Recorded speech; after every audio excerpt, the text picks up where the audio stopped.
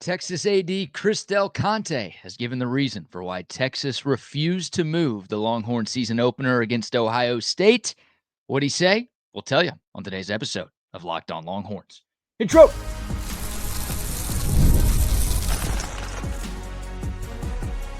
You are Locked On Longhorns, your daily podcast on the Texas Longhorns. Part of the Locked On Podcast Network, your team every day. Welcome in. You're locked on to the Texas Longhorns. I'm your host, BK Brad Kellner, Texas grad, Austin native, and longtime sports radio host here in the Lone Star State. Thank you for making Locked On Longhorns a part of your day every single day. We're free and available wherever you get your podcasts and on YouTube as well. Please like, subscribe, leave a comment, and tell your Longhorn friends about Locked On, your team every day. Today's episode is brought to you by FanDuel. Right now, new customers can get $200 in bonus bets when your first $5 bet wins. We've got 6 kickoff times for Texas football. We'll get to those a little bit later in the show. We will also recap Texas softball's Women's College World Series win over Florida and preview Texas baseball's Austin Regional opener, which will go down tomorrow. But first, we did an episode about this last week. And I warned Texas fans to brace yourselves for some serious backlash and ridiculous public outcry for when this story goes viral. And sure enough, it's gone viral, and that backlash and that outcry are happening. I think Chip Brown of Horns 24/7 and Texas Sports Unfiltered was the first to report that Texas had turned down Ohio State's request to move the season opener from Saturday, August 30th to Sunday night, August 31st. He reported that 1 week ago today, and it got legs last week, but it didn't really hit the front page until this week. Tuesday, Front Office Sports tweeted, quote, Texas denied Ohio State's attempt to move their game from noon on Saturday to primetime on Sunday. Fox gave the okay to the Buckeyes to play the Longhorns under the lights, but Texas blocked it. FOS has confirmed, end quote. FOS being Front Office Sports. That tweet blew up. As of recording today, that has been viewed nearly 500,000 times, and it's been retweeted and quote tweeted and commented on by everybody and their mother. Texas AD Conte, who's at SEC meetings in Destin, he was asked about that tweet yesterday, and he said, quote, why would I want to move the game to Sunday night and have a short week for our boys when we were just told we're kicking off at high noon? I go, we're not moving. We're contractually obligated to this day. That was it. But, the craziness is, oh, my God, they said no. I just said no to Sunday. I got to go to church. I mean, hot dang. End quote. Those were CDC's exact words yesterday. To me, those are pretty good reasons. Both sides agreed to play the game on Saturday. The TV network airing the game is Fox because they have the Big Ten broadcasting rights, and a Big Ten team is the home team for this game. And we all know Fox always puts its biggest games at noon Eastern every Saturday. So they put their game at noon Eastern on Saturday. Both sides agreed to it. He, Conte, and more importantly, Steve Sarkisian, don't want Texas to have a short week in a week that most college football coaches say is the most important for in-season development. The week 1 to week 2 break, again, you ask any college football coach in America, they will say that is the most important week for them to get their guys right and ready for the rest of the season, because you actually have an example of a real regular season game. You know what your guys are good at, you know what your guys aren't so good at, and you know what you have to clean up for the rest of the season. Sark doesn't want to sacrifice that. CDC doesn't want to sacrifice that. No college football program in the country would want to give that up. And hey, CDC's got to go to church. Those all seem like pretty legitimate reasons to me. Both sides agreed to something. One side is trying to change the agreement, and the other side, Texas, gets zero benefit from it. They actually lose from it. So they're saying, nah, we're going to stick to what we both agreed on. This wasn't Texas saying, hey, we'll only schedule this game if it's at big noon kickoff. If Fox was like every other network in the world and put their biggest games in prime time on Saturday, then guess what? Texas would be playing it. Don't believe me? Go back to the Texas-Alabama home and home in 2022 and 2023. Back when the Horns were in the Big 12, the first game was in Austin. Fox had the Big 12 rights. That was a big noon kickoff game, 11 a.m. Central Time. Did Texas ask Alabama to move the game to Sunday so they could play it at night? No, they didn't ask them to move the day. They didn't ask them to move the time. They just played it. The following year, when Texas went to Tuscaloosa, Bama in the SEC, ABC had the game. It was scheduled to be at night. Did Texas ask Alabama to move the game to earlier in the day because they didn't want to play a night game on the road? No, they didn't ask for that. They played it under the lights, and they won and handed Nick Saban his worst home loss during his Alabama tenure. Was Texas scared then? I don't think so. Is Texas scared now? I don't think so. I've always known people have hated Texas, but man, this has reaffirmed that belief more than ever before. I mean, people are defending Ohio freaking State. That's how much everyone hates Texas. They're defending Ohio State. I thought everybody hated Ohio State, and they just won it all. And people want to help them out even more? That is interesting. Texas hate has been taken to a new level. And I can't really figure out why Texas is getting the hate here. Like, they're the team playing the defending champions on the road in week 1. Is anybody else doing that? I don't think so. People are calling Texas soft. A lot of these fan bases calling Texas soft have, non-conference schedules loaded with FCS teams. It's the second straight year that Texas is playing on the road at the defending champion's house early in the season. They don't have to be doing that. Nobody else has done that. Yet super soft Texas is the team that's doing it. The team that has played recent home and homes with LSU and Alabama and Michigan and Ohio State. And they've got Notre Dame on the schedule soon. Like, yeah, that's the team that is super soft. Yeah, it makes sense to be calling the Longhorns soft here. Good luck with Directional U and Jabroni State in week 1 of the season, everybody else. And then I'll spin it to this. Is Ohio State not soft for being scared to play a noon game? They need an extra day to get ready for Texas. They saw what Texas did at Big Noon on the road at Michigan last year, and they're so worried that, oh my God, if we have to play an early game, they're going to do the same thing to us in our house? Why is no one saying that? Again, I can't figure out why everybody is defending Ohio State here. I thought everybody hated them too. I guess not. This is as simple as the teams agreed to this slot. Ohio State is trying to change it. I get why they're trying to change it. They're tired of playing these noon games. Makes sense to me, but it doesn't benefit Texas at all. Both of these teams agreed to something, and yet Texas is the team that's getting yelled at. That's hilarious. Nobody else in the country would accept this type of move, going from a Saturday to a Sunday. Doesn't benefit Texas. It wouldn't benefit anybody else. I saw somebody on Twitter the other day say that the Longhorns should do it for brand exposure. Like, yeah, put the game in prime time. It actually benefits you to play. Please. Like, Texas needs brand exposure. The most profitable athletic department in the sport needs exposure. And Ohio State, that blue blood, the defending champs, they need more brand exposure. Come on. We all know that Texas-Ohio State is going to be the most watched game in week 1 of the college football season. It's going to be a, top 3 most watched regular season game in the sport this year. Not just in week 1, but for the entirety of the season. Shame on Texas, I guess. A college football team wanting to play a college football game on a Saturday. Apparently that's a sin in 2025. Give me a break. This isn't going away, by the way, Longhorn fans. It's going to be a storyline throughout the offseason. And, of course, the closer we get to August 30th, more and more people will be talking about it. It'll be the lead story on Fox's Big Noon Kickoff that day. It'll be the lead story on College Game Day that day. And, yeah, Fox is going to play victim here. You know that because they know Ohio State fans are pissed about all these Big Noon Kickoff games they've had to play. So they're going to be like, well, we tried to change it for y'all. We love you guys. We wanted to do what y'all wanted. But Texas said no. Just get ready for that, Longhorn fans. And, oh, by the way, if Texas wins that game in the shoe, it'll only be because they didn't let Ohio State play at night. And if Texas loses that game, damn, y'all couldn't even beat Ohio State in a day game. Y'all were too scared to play at night, and you lost anyways. Brace yourselves for that one, Texas fans. Texas is scared. Look what they did to Alabama 2 years ago. Memory serves, the last time the Longhorns played in Columbus, that game went down at night. And Texas won that game back in 2005 en route to a national championship. So they weren't scared then. I don't think they're scared now. And again, I knew people hated Texas. That's not breaking news to me at all. I've been a Longhorn fan my whole life. I get it. But the fact that everybody is defending Ohio State, they're favoring them over Texas.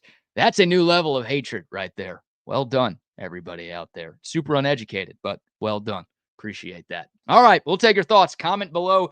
Do you agree with me? Do you disagree with me? Your thoughts on this game standing pat. Big noon kickoff on Saturday, August 30th. Your thoughts on Christel Conte's comments at SEC meetings. Your thoughts on what I just said as well. Would love to hear from y'all. Always love hearing from y'all. So we know the timing of Texas, Ohio State. We got a few more kick time announcements earlier today. We'll give you all of the latest updates on the Longhorn schedule coming up next right here on Locked On Longhorns. But first, a word for our friends at FanDuel. The NBA playoffs are in full swing. One team already in the NBA Finals. Another team can punch their ticket tonight. We're getting to the good stuff. There's no better time to get in with our friends at FanDuel because you've got more ways to win than ever before, both before tip-off and after the game starts. They've got live in-game betting. They've got same-game parlays. You can bet on players. You can bet on the games. You can bet just about everything with our friends at FanDuel. I'm telling y'all, there's never been more ways to play, and there's never been more ways to win big. The app, the website, they are super easy to use. If you like the favorites, if you're going to take OKC, regardless of who they play, if you're going to go with the Eastern Conference champ to win the whole thing, doesn't matter. You can do it all at FanDuel.com. And how about $200 in bonus bets? That's right. Our friends at FanDuel are hooking you up right now. If you're new to FanDuel, just go to FanDuel.com, place your first $5 bet. If that bet wins, you're going to get $200 in bonus bets just like that. FanDuel.com, place a $5 bet. If it hits, you'll get $200 in bonus bets just like that. Make every moment more with FanDuel, the official sports betting partner of the NBA. All right, welcome back to Locked On Longhorns, your team every day. Earlier today, at Texas Football on Twitter, tweeted out 6 kickoff times and TV networks for the upcoming 2025 schedule. We've got the 4 non-conference games, and we got 2 big SEC announcements as well. We'll go in chronological order. Week 1, not sure y'all have heard, Texas at Ohio State will take place on August 30th at 11 a.m. Central Time. It'll really be like 11:15, 11:20. If you've watched Big Noon Kickoff over the years, you know those games never kick at the top of the hour, but it'll be an 11 a.m. game supposedly on Fox. Moving on to week 2, the HOMO for Texas. Home opener. I don't know if that's an acceptable abbreviation there. The Longhorns will be hosting San Jose State. That will also be an 11 a.m. kickoff on either ABC or ESPN. So no finalization for the network for that one. Maybe it depends on if Texas wins that game at the Shoe, but it will be an 11 a.m. game. You think Texas is going to ask San Jose State if they want to move that game to a Sunday night? No, probably not. I would think San Jose State would say no to that one as well. 11 a.m. on September 6th in Austin, Texas.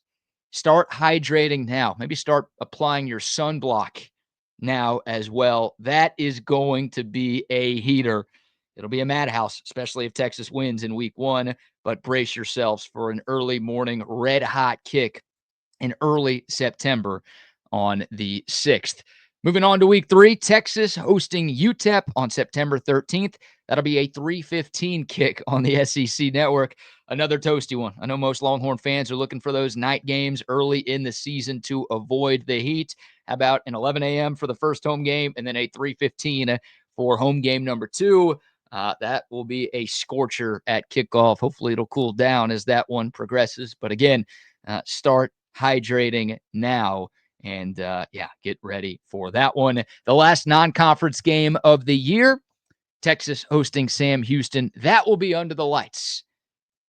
A 7 p.m. Central Time kick on September 20th. That game was originally scheduled to be on September 27th. It got moved. Both sides agreed to move it to September 20th. It'll be on ESPN Plus or SEC Network Plus. So that'll be one of those where you need to pay a little extra to watch that game, or maybe you can, pirate or stream. You guys know what you're doing. I'm not going to promote that stuff, but go ahead and do what you do for those plus games. 7 o'clock Central Time should be a drone show. Could be a smoke game.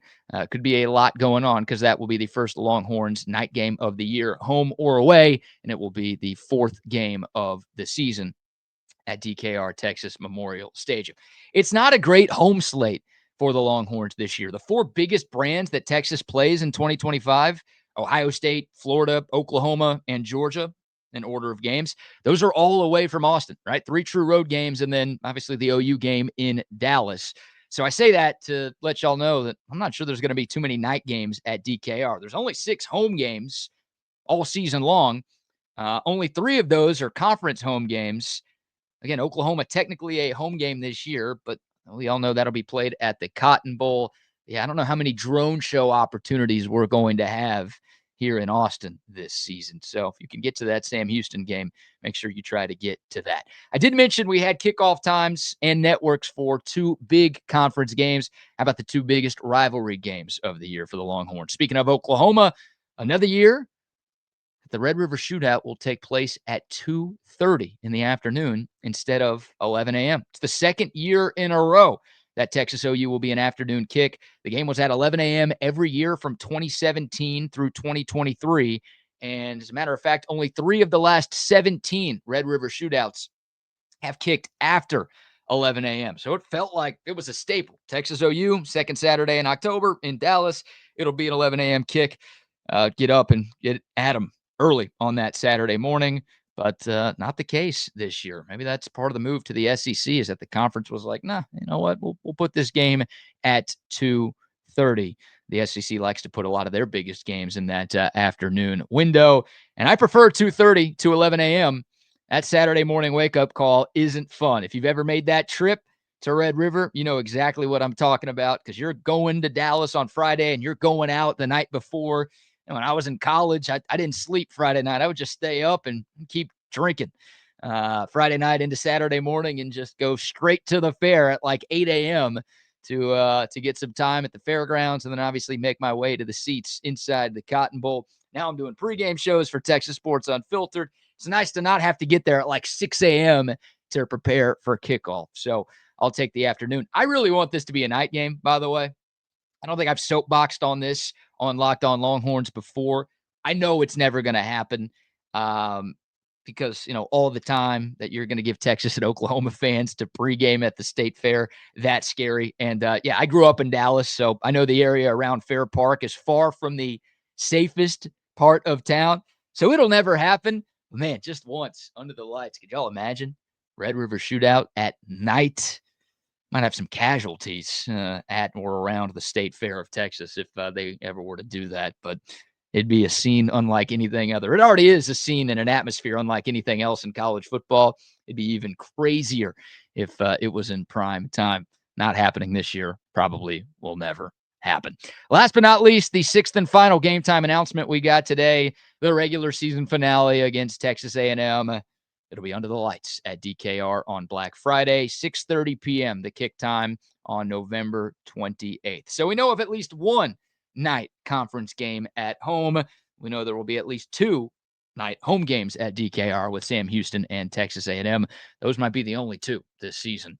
Time will certainly tell. But I love this. I mean, Texas played at night at Kyle Field last year. Only makes sense that the return games in prime time. We'll see if the stakes for the 2025 matchup are as high as they were in 2024 with, you know, the winner of that game advancing to the SEC championship. Obviously, Texas got the nice road victory at Kyle Field a season ago, but I like it.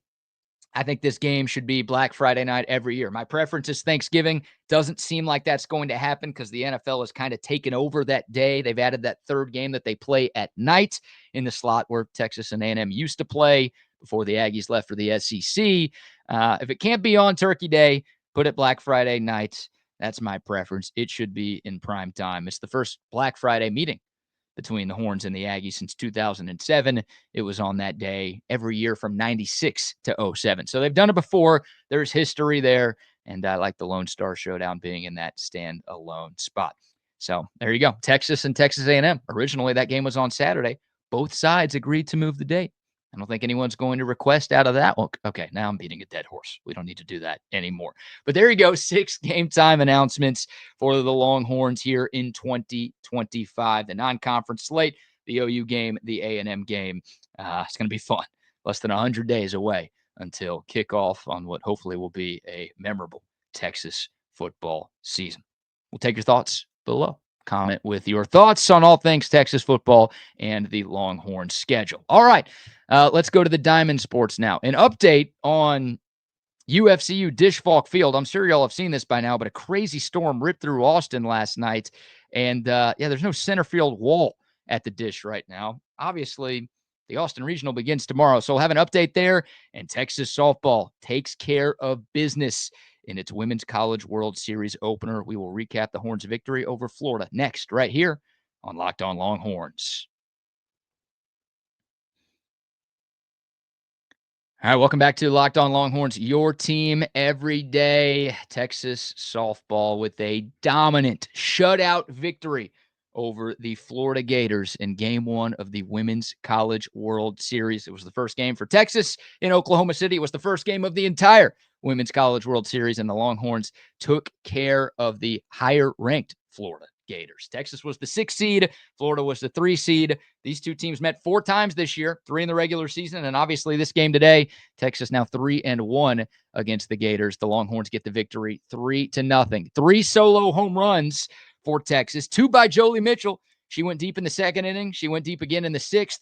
And then in that 6th inning, Katie Stewart went back-to-back to knock Florida's starter out of the game. So it was a low-scoring affair. Texas didn't need a whole lot of offense because Tegan Cavan pitched a complete game 2-hit shutout. Just 2 hits and 2 walks allowed. She only had 1 strikeout, but a lot of weak ground outs, a lot of weak contact from the Gators. It's one of the best offenses in college softball. Top 10 in runs per game, top 10 in homers this season as well. And Tegan Cavan absolutely shut them down. She was magnificent inside the circle for Texas today. And then, shout out to Jolie Mitchell, a couple of solo home runs. And then Katie Stewart went oppo. I mean, a no-doubter. Her first opposite field homer of the year. She's hit 16. That was the first one to go the other way. And again, Texas, they only really needed 1 run, but they got that extra insurance in the 6th inning. And the Longhorns get a very impressive shutout victory over Florida. So now it's the waiting game. Texas awaits the winner of Oklahoma and Tennessee. I'm recording before that game happens. You might be watching it after that game goes down, but that game will take place on Saturday. So Texas will get the day off tomorrow. They will play probably Oklahoma on Saturday. I don't need to tell you what's going to be at stake there. We'll talk more about that game on tomorrow's episode of Locked On Longhorns. But here's the good news for Texas. 90% of the Women's College World Series champions have won their first game in Oklahoma City. So winning game 1 doesn't guarantee you win a championship, but historically speaking, it gives you a much better chance to win a national championship. The Longhorns looking for their first in program history, trying to get to the championship series for the 3rd time in the last 4 years. A great start for Texas softball. The Longhorns now 7-1 in WCWS openers. That's the best record for any school with at least 5 trips. So the Longhorns have generally gotten off to great starts, and they did today. Congrats to Mike White and his team on that Game 1 victory. Now a little Texas baseball. We'll do a screen share here. This is a picture, and if you're listening on podcast, we'll try to explain this the best we can. This is a picture of center field at UFCU Dish Falk Field. This was taken last night. There was a very brief but very strong thunderstorm that rolled through Austin around 6:30, 7 o'clock. And that's the center field wall and the giant batter's eye right behind the center field wall. I don't think it's supposed to look like that. I'm no expert on architecture, but I don't think that's what you want to see. By all accounts, Texas and Houston Christian is scheduled to go off without a hitch. Tomorrow at 1 o'clock, that's first pitch, first game of the Austin Regional. Of course, there are 2 games that are supposed to be played at the Dish tomorrow with Texas and Houston Christian, and then the 2-3 matchup between UTSA and Kansas State.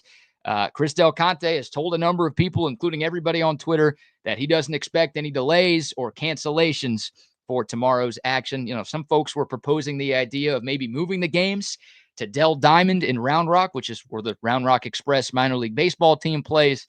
Can't do that because they're playing at home this weekend. Some people were talking about high school stadiums. That's not going to happen either. Texas doesn't want to lose out on the money they could get from concessions and ticket sales and all of that. So, look, it's Texas. They've got money. They had people there last night right away working on stuff. They've got people there as we speak working on stuff. It's funny, Texas is practicing on the field, but they're doing those repairs to the center field wall. The Longhorns are going to make sure that everything is where it needs to be by the time we get to first pitch. At least that's what everybody's saying, and I trust that that is going to happen. So a quick preview, Texas and Houston Christian. Again, first pitch tomorrow at 1 o'clock. Second meeting between these two teams this season. The Longhorns run-ruled HCU back on April 8th, 12-2, the final score there. Texas only needed 7 innings to get the win. The Horns scored 6 in the second. They'd never look back. Ethan Mendoza had 5 RBIs in that game. It was dominant for Texas. We're looking for the same thing tomorrow. Houston Christian in the tournament for the first time since 2015. They won the Southland Conference tournament to get the auto bid from that league. They've got one very good pitcher. He actually is a two-way player. Parker Edwards, his name, 3.93 ERA. Not a huge strikeout guy, but he's had solid numbers. I assume he's going to get the ball for the Huskies. And he also leads the team with 9 home runs at the plate as well. So he's a very good player. Did go 0-4 with 3 strikeouts, a little hat trick against Texas in that first matchup. Outside of that, not too much to write home about for HCU. They actually give up more runs per game than they score. Not a great stat for them. Look, it's baseball. I'm not going to guarantee everything. You never know.